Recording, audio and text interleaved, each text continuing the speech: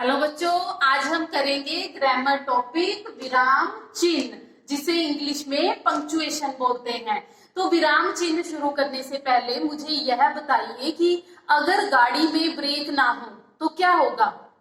अगर गाड़ी में ब्रेक ना हो तो गाड़ी अनियंत्रित हो जाएगी, नियंत्रण में नहीं रहेगी, अर्थात गाड़ी आउट ऑफ कंट्रोल हो जाएगी। इसी तरह से जैसे गाड़ी में ब्रेक ना होने से गाड़ी अनियंत्रित हो जाती है, वैसे ही भाषा में विराम चिन्ह ब्रेक की तरह है। और भाषा में विराम चिन्ह ना होने से भाषा भी अनियंत्रित हो जाती है। तो जैसे गाड़ी के लिए ब्रेक का होना जरूरी है, वैसे ही भाषा के लिए विराम चिन्हों का होना जरूरी है। तो गाड़ी को रोकने के लिए, उसमें ठहराव के लिए ब्रेक का प्रयोग किया जाता है। इसी तरह भाषा में ठहराव के लिए विराम चिन्हों का प्रयोग किया जाता है। भाषा में स्थान स्थान पर रुकने के लिए विराम चिन्ह लगाए जाते हैं। विराम चिन्ह क्या है? भाषा के ब्रेक हैं। तो विराम का अर्थ क्या होता है? विराम का अर्थ होता है ठहरना अथवा रुकना। विराम का अर्थ होता है ठहरना या रुकना। ठहरना या रुकना, इसको विराम बोलते हैं। विराम की परिभाषा देखेंगे अब हम। लिखित भाषा में स्थान स्थान पर ठहराव को दर्शाने वाले चिन्ह विराम चिन्ह कहलाते हैं। इसी तरह से विराम का जैसे अर्थ है ठहरना, लेकिन जब हम लिखते हैं, कुछ भाषा को लिखते समय लिखित भाषा में उस ठहराव को प्रकट करने के लिए हम कुछ चिन्ह लगा देते हैं। जहां पर कम ठहरना होता है वहां पर अलग चिन्ह लगाते हैं, जहां पर कुछ ज्यादा ठहरना होता है वहां पर अलग चिन्ह लगाते हैं। इस तरह सबके अलग अलग चिन्ह होते हैं। तो इन्हीं चिन्हों को, ठहराव के इन्हीं चिन्हों को विराम चिन्ह कहते हैं। चलिए हम इसे एक उदाहरण द्वारा समझेंगे। जैसे देखिए, मैंने दो वाक्य लिखे हुए हैं। दोनों वाक्य बिल्कुल सेम हैं। दोनों वाक्यों में जो शब्द हैं बिल्कुल सेम है, एक जैसे हैं, लेकिन विराम चिन्हों का अंतर है उसमें। मैंने फर्स्ट वाले वाक्य में देखिए विराम चिन्ह कहां पर लगाया है? रुको, मत जाओ। रुको के बाद मैंने विराम चिन्ह लगाया है, तो इसका क्या अर्थ हुआ कि रुको मत जाओ। तो दूसरे वाक्य में शब्द वही है, लेकिन विराम चिन्ह, मैंने विराम चिन्ह का जो स्थान बदल दिया है। रुको मत जाओ, रुको मत जाओ। तो इस तरह से विराम चिन्ह का स्थान बदलने से वाक्य के अर्थ में ही परिवर्तन हो गया है। तो इसीलिए बेटा विराम चिन्ह लगाते समय हमेशा सावधानी से काम लेना चाहिए। विराम चिन्ह हमेशा सावधानी से लगाने चाहिए। विराम चिन्ह लगाते समय पूरा ध्यान रखना चाहिए कि विराम चिन्ह सही स्थान पर लगा हो, नहीं तो भाषा अशुद्ध हो जाती है। तो इसी तरह से आपको विराम का अर्थ, विराम चिन्ह की परिभाषा और इसकी उदाहरण समझ में आ गई होगी। तो बच्चों, अब हम हिंदी में प्रयोग किए जाने वाले कुछ विराम चिन्हों के बारे में पढ़ते हैं। सबसे पहले देखिए पूर्ण विराम। सबसे पहले कौन सा है हमारे पास? पूर्ण विराम। इसका साइन देखिए इस तरह से होती है, जैसे स्टैंडिंग लाइन लगाते हैं हम। यह कहाँ पर लगाया जाता है? जहां पर वाक्य पूरा हो जाता है। कोई भी वाक्य के पूरा होने पर, बात के पूरा होने पर विराम चिन्ह पूर्ण विराम लगाया जाता है। जैसे मैं छठी कक्षा में पढ़ता हूँ, यहाँ पर हमारी बात खत्म हो गई है, वाक्य खत्म हो गया है, तो यहाँ पर पूर्ण विराम लगाया गया है। तो नेक्स्ट है हमारे पास प्रश्नवाचक चिन्ह। ये देखिए इसका कैसे लगाते हैं इसको, जिसको आप क्वेश्चन मार्क बोलते हो। तुम कौन हो? पीछे क्या लगा दिया हमने? प्रश्नवाचक चिन्ह यानी क्वेश्चन मार्क। जहां पर कोई प्रश्न पूछा जाता है वहां पर प्रश्नवाचक चिन्ह का प्रयोग किया जाता है। नेक्स्ट है हमारे पास अर्धविराम। अर्धविराम का प्रयोग वहां पर होता है जहां पर पूर्ण विराम से कुछ कम ठहरना होता है। हमें पूर्ण विराम जब लगता है तो ज्यादा देर ठहरते हैं, लेकिन जब अर्धविराम लगता है तो पूर्ण विराम से कम समय के लिए ठहरते हैं, पूर्ण विराम से थोड़ा कम रुकते हैं वहां पर। इसका देखिए, इसका भी कैसे है साइन, इसका चिन्ह देखिए, पहले ऊपर बिंदु लगाकर नीचे अल्प विराम का चिन्ह बना देते हैं, तो यह बन जाता है अर्धविराम का चिन्ह। जैसे मैंने परिश्रम किया है, मुझे अच्छे अंक मिलेंगे। तो समान अधिकार वाले वाक्यों में अर्धविराम का प्रयोग किया जाता है। तो यहाँ पर दो वाक्य आपस में अर्धविराम के साथ दो वाक्यों को जोड़ा गया है। मैंने परिश्रम किया है, ये एक वाक्य है, लेकिन यहाँ पर हमारी बात अभी खत्म नहीं हुई है। तो बात को पूरा करने के लिए पहले हम बीच में अर्धविराम लगाएंगे, फिर अपनी बात को आगे कहेंगे। मुझे अच्छे अंक मिलेंगे। मैंने परिश्रम किया है, मुझे अच्छे अंक मिलेंगे। तो नेक्स्ट है हमारे पास नंबर 4 अल्प विराम। अल्प विराम, अल्प विराम का चिन्ह देखिए कैसे होता है, जिसे कॉमा बोलते हो आप। ये कहाँ पर लगता है, जहां पर बहुत कम समय के लिए ठहराव होता है, जहां पर हमने थोड़े समय के लिए ठहरना होता है। थोड़े समय के लिए ठहरने के लिए हमें अल्प विराम लगाना पड़ता है। तो अल्प विराम कहाँ पर लगता है, जहां पर बहुत ही कम ठहराव होता है। जैसे उदाहरण देखिए, हाँ तुम जा सकते हो, हाँ के बाद यहाँ पर अल्प विराम लगा हुआ है। कोई भी हाँ वाला वाक्य या नहीं वाला वाक्य, हाँ के बाद अल्प विराम लगाकर हम बाकी अपनी बात को फिर पूरा कर देते हैं। ऐसे ही नहीं, अल्प विराम लगाएंगे, उसके बाद नहीं तुम नहीं जा सकते। तो इस तरह से हाँ या नहीं के बाद, जब हाँ के बाद हम बाकी पूरी बात कहते हैं अपनी, तो हाँ के बाद पहले अल्प विराम लगा देते हैं। इसी तरह नहीं के बाद अल्प विराम लगाकर फिर हम अपनी बात को पूरा करते हैं। ऐसे ही कुछ और एक जैसी वस्तुओं के लिए, जब काफी सारी वस्तुएं हमें दी होती हैं तो उनके बीच में अल्प विराम लगाया जाता है। जैसे वह बाजार से दाल, चावल, चीनी और आटा लाया। यहाँ पर दाल, चावल, चीनी, तो दाल के बाद अल्प विराम, चावल के बाद अल्प विराम, चीनी और आटा। यहाँ पर चीनी के बाद अल्प विराम नहीं लगाएंगे क्योंकि और लगा हुआ है। तो नेक्स्ट है हमारे पास योजक चिन्ह। इसका साइन देखिए ऐसे, जैसे स्लीपिंग लाइन होती है इस तरह से छोटी सी लाइन डाली जाती है, तो यह होता है योजक चिन्ह।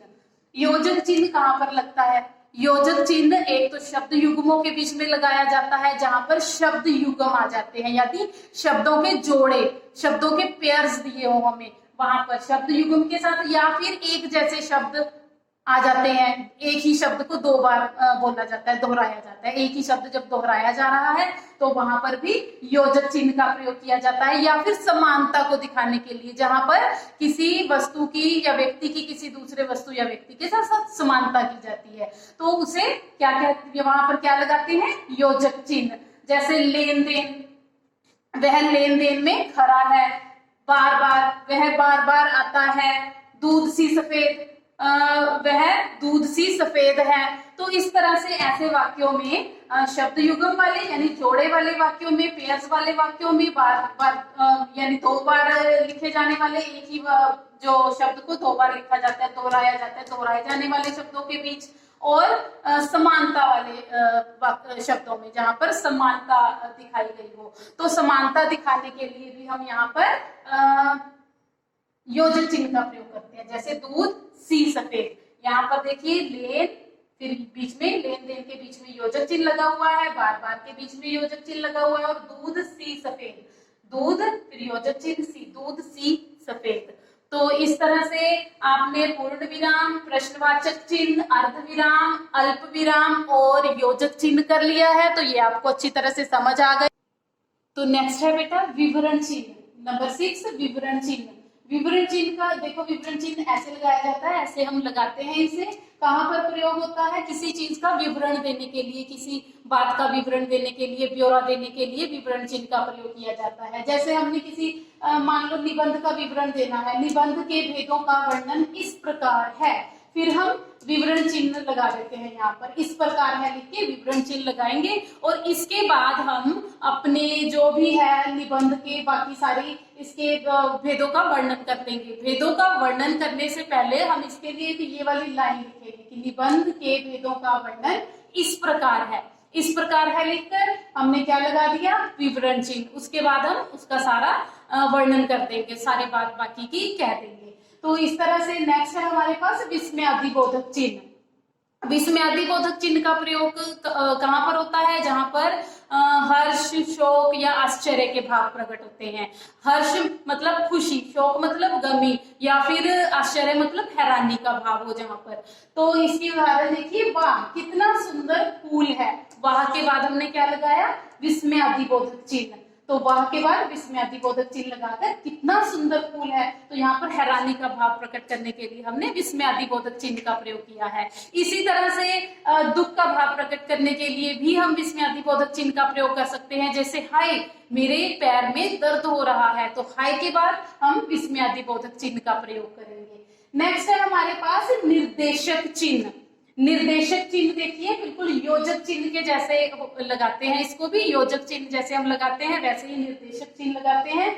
इसको कहां पर प्रयोग करते हैं, किसी बातचीत के दौरान, या फिर आप संवाद कर चुके हो जब आप संवाद करते हो तो संवाद में भी निर्देशक चिन्ह का प्रयोग किया जाता है। जब कोई बात कहता है, किसी ने बात कही, तो उसके नाम के बाद यही वाला जो निर्देशक चिन्ह है वह लगा दिया जाता है। जैसे मान लो, देखिए उदाहरण, मोहित, रोहित तुम क्या कर रहे हो।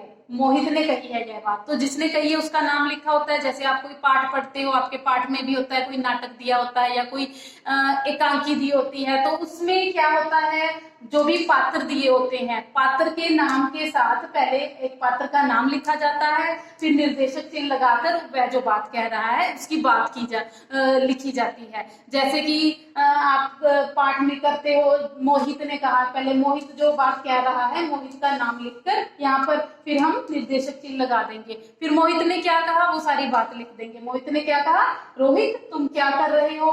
तो इसी तरह से ही आप संवाद में करते हो। संवाद में आप जब करते हो तो दो पर्सन के बीच में संवाद लिखा जाता है, दो लोगों के बीच में संवाद होता है। तो पहले का नाम लिख के फिर आप क्या डालते हो वहां पर, निर्देशक चिन्ह, फिर उसने जो बात कही वह डाल देते हो। उसके बाद दूसरा पात्र लिखते हो अगली लाइन में, उसका नाम लिख के फिर क्या डाल देते हो, निर्देशक चिन्ह डालकर जो वह बोल रहा है फिर उसकी बात लिखी जाती है। इस तरह से निर्देशक चिन्ह का प्रयोग किया जाता है। नेक्स्ट है हमारे पास लाघव चिन्ह।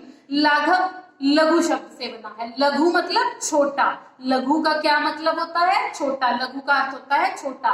तो जब किसी शब्द को हम पूरा ना लिखकर उसका लघु रूप लिखते हैं, उसको छोटे रूप में प्रस्तुत करते हैं, उसको संक्षेप रूप में दिखाते हैं, तो यानी कि शॉर्टकट लिखते हैं किसी शब्द को, तो वहां पर लाघव चिन्ह इस तरह से छोटा सा सर्कल बना के इस तरह से लाघव चिन्ह का प्रयोग किया जाता है। जैसे डॉक्टर वर्ड लिखना हो, हमने कई बार हम डॉक्टर पूरा नहीं लिखते, तो ड को डा डालकर तो यहाँ पीछे लाघव चिन्ह डाल देते हैं, तो यह इसका मतलब होता है डॉक्टर। जैसे एमए लिखते हैं हम, MA मास्टर ऑफ आर्ट्स, इसका full form master of arts है, तो हम एम डालकर साथ में लाघव चिन्ह डाल देते हैं, फिर ए डालकर लाघव चिन्ह डाल देते हैं। तो किसी भी शब्द को छोटे रूप में लिखने के लिए लाघव चिन्ह का प्रयोग किया जाता है, लघु रूप में लिखने के लिए। नेक्स्ट है हमारे पास उद्धरण चिन्ह। उद्धरण चिन्ह जिसको आप इंग्लिश में इन्वर्टेड कॉमास बोलते हो। उद्धरण चिन्ह तब प्रयोग किया जाता है जब किसी की कही हुई बात को आगे हम ज्यों का त्यों उसी रूप में प्रस्तुत करते हैं, किसी और को बताते हैं। तो उस बात में हम बिल्कुल परिवर्तन नहीं करते, जैसे किसी ने कही थी वैसे की वैसे हम आगे उसको बता देते हैं या लिख देते हैं। किसी की कही हुई बात को एज इट इज सेम उसी रूप में लिखना या बोलना, जैसे कि किसी ने कुछ कहा था उसको ज्यों का त्यों आगे बताना। देखिए, उसने पूछा तुम कौन हो। जब हम किसी की कही हुई बात को उसी रूप में वैसे का वैसा लिख देते हैं बिना परिवर्तन के। जैसे कि तुम कौन हो, उसने पूछा, उसने क्या पूछा था, उसने पूछा था कि तुम कौन हो, तो वही बात मैंने आगे बता दी जैसे उसने पूछी थी कि तुम कौन हो, तो सेम उसी रूप में लिखा हुआ है, तो इसे हम उद्धरण चिन्ह में लिख देंगे। यह वाक्य को उद्धरण चिन्ह में लिखेंगे, उद्धरण चिन्ह लगा देंगे। नेक्स्ट इसका उद्धरण चिन्ह गहरा उद्धरण चिन्ह भी होता है।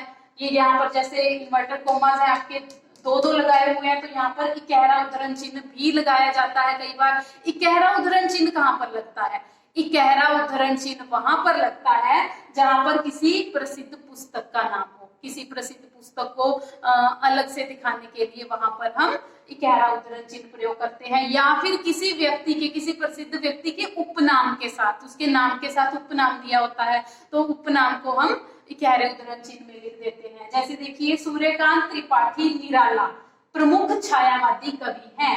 अब सूर्यकांत त्रिपाठी कवि है, ये निराला इनका उपनाम है, पीछे उपनाम को इकहरे उद्धरण चिन्ह में लिख दिया हमने।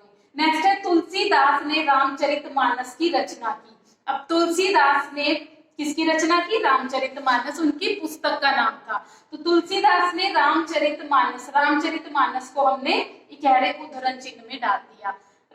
तुलसीदास ने रामचरितमानस की रचना की। तो आई होप बच्चों आपको आज का हमारा टॉपिक विराम चिन्ह अच्छी तरह से समझ आ गया होगा। Thank you.